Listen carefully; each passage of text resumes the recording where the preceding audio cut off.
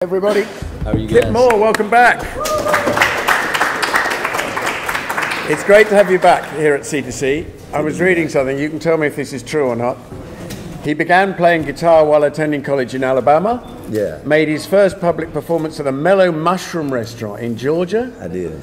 After college, moved to a little hut in Hawaii. I did all those things. But a lot of people were here on Thursday night when it was really great at the songwriting thing. But what was clear was that you had a lot of help early in your career from Brett James. I did. Could you tell us a little something? Because you told us before about your early history, but can you tell us about that? Yeah, I met Brett probably 5 years into my journey in Nashville, and Brett was more of, it's a very instant world that we live in now. Yeah. So, you know, a lot of times your first songwriting deals, you know, they evaporate pretty fast if there's not instant results. Where Brett was amazing in my career is he stuck with me and allowed me to grow and find my way as a writer. He allowed me to fall on my face. He allowed me to record the songs that I wanted to record and learn how to record and learn how to write. So that's the thing that I attribute the most to Brett, is that he allowed me to become the writer, because I knew that he wasn't gonna pull the rug out from under me. So with that, I was able to find my thing as a writer. And he always told me that. He always said that you have such a raw knack for telling stories. We gotta fine tune that. And he allowed me to find my own way.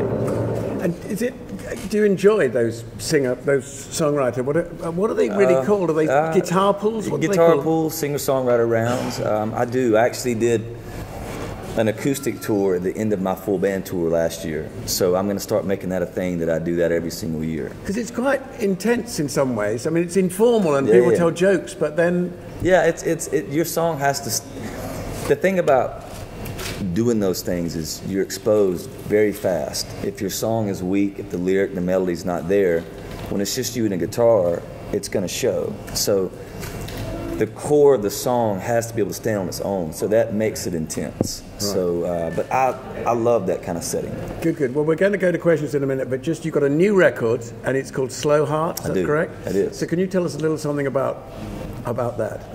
I can just tell you that, you know, there's a lot of different musical bloodlines that run through me. I was raised in a very classic rock and roll family, a lot of Motown.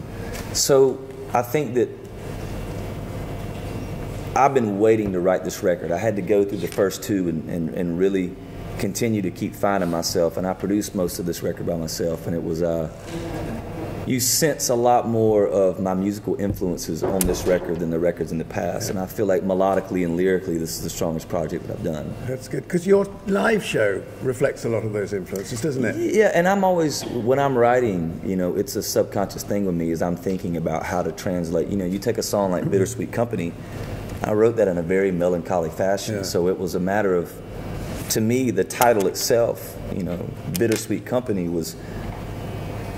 The way I wrote it, it was all in one vein, but I wanted the yin and the yang of the music and the lyric and the melody to be kind of fighting each other. So that's where the big rock and roll production came from, but you still had this really super heart-wrenching lyric going over the top of it, but you had a really happy melody that kind of played a trick on you. So that was me trying to find that in studio, to really marry the two of those with the title. Right. Well, let's go to some questions here. Where do we start?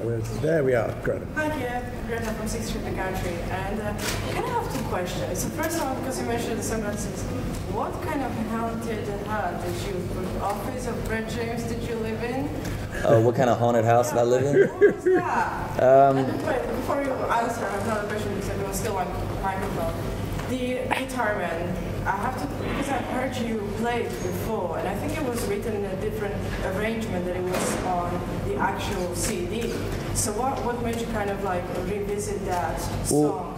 Well, what actually happened was, and yes, I did live in a haunted house 100%.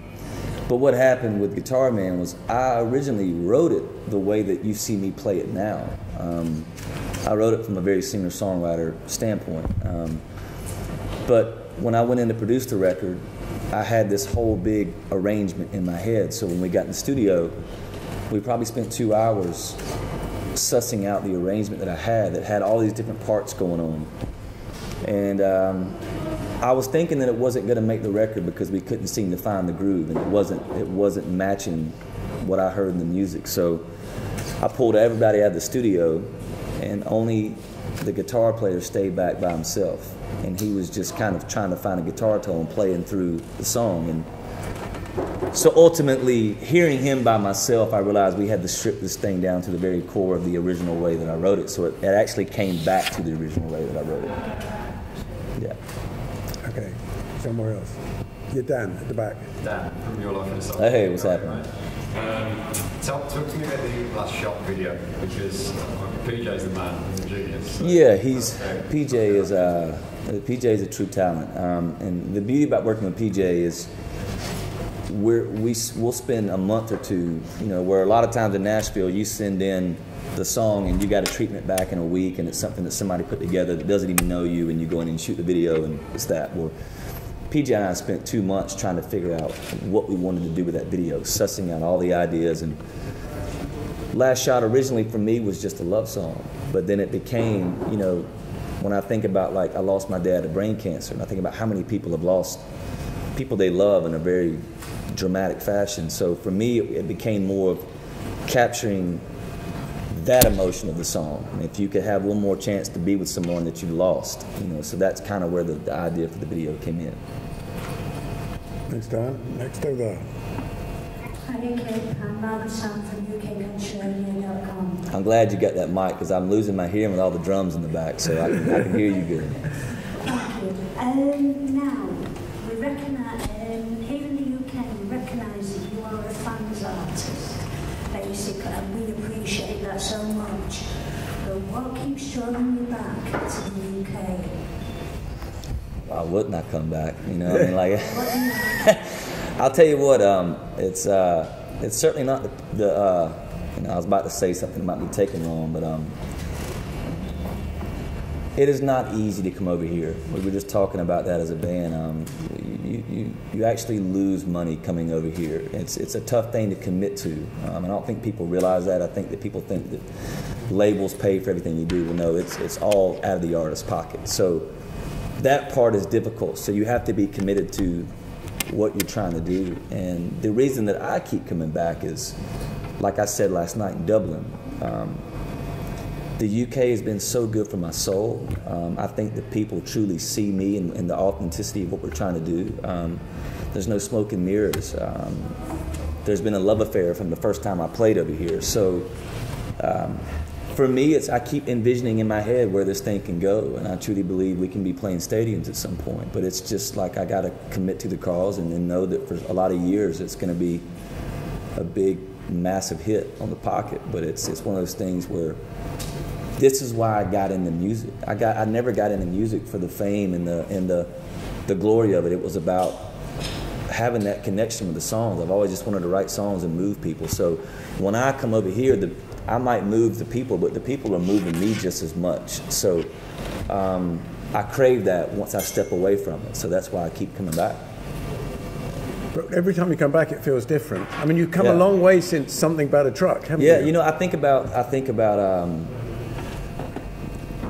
Dublin the first time that I played. You know, nobody really knew who I was, and it was a lot of bewildered looks in the crowd and stoic faces and despondent faces. I couldn't quite figure out if people loved what we were doing or they wanted to throw beer bottles at us. I wasn't sure. But when I came back to headline, I realized that it was people were really taking in what we were doing. Well, it was just a different thing. So I mean, that is a thing that people just stare at you kind of thing because they're listening quite intently. But the last time you were in London, I think, was the Shepherd's Bush Empire show, which Drake White had opened for you. That was you were playing to a home crowd. Yeah, it was magical. It was fantastic, wasn't it? And I felt that way last night in Dublin. There was good.